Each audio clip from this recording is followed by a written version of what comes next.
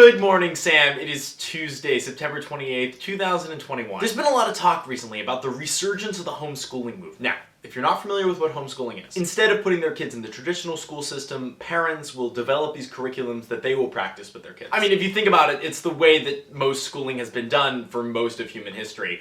It's only recently that we decided to take all the kids, put them in a box, and have a couple of very benevolent adults teach all of them at once. Now, as you also may know, I was homeschooled from kindergarten through the end of high school. The first test of any kind that I ever took was the PSAT when I was 16. I never had a principal, I never had any homework, and I basically worked at my own pace for most of my education. I thought I would start a sort of series here on Sam and Meshach where I would talk about some of the experiences that I've had growing up being homeschooled. Maybe this is for people that are thinking about homeschooling, have homeschooled, or are just curious what it's all about. I want to talk about the way it made me think about learning, my relationship with authority figures, and also my ability to follow meaningless directions. Spoiler alert, I hate them. But for today, I wanted to start out at the beginning with my elementary school experience. One of the big philosophies my parents had about homeschooling is that any experience is learning, especially in elementary school. Whether it's going to a park, or hanging out with friends, or making games up in the backyard, or going to visit family, or reading a book together, like all of those things count as learning.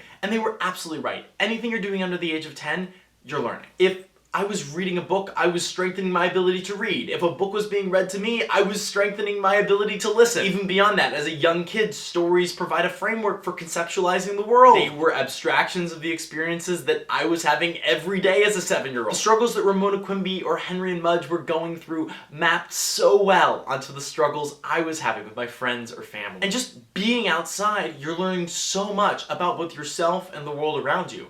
I mean, if you're lucky enough to have an adult that can actually point out like the different plants and what they are and how to identify them, that's an excellent way to build like hard skills. But even if you're just spending an afternoon romping in the woods, you're learning so much about your own body. How to move. What makes you tired? How strong are you? How far can you push yourself? What happens when you inevitably get hurt? What do you do about it?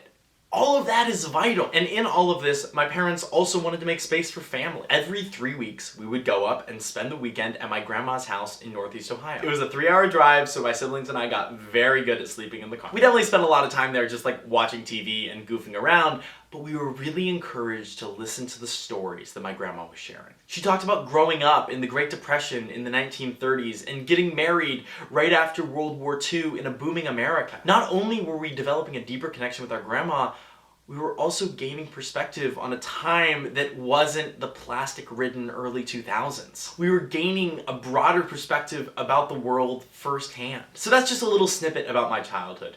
Some things I wanted to touch on, and to give you a little bit of a perspective of what it was like for me homeschooled in elementary school. I hope to make more of these videos and continue it on. I have lots more to say about this, but Sam, Schmackers, I'll see you tomorrow.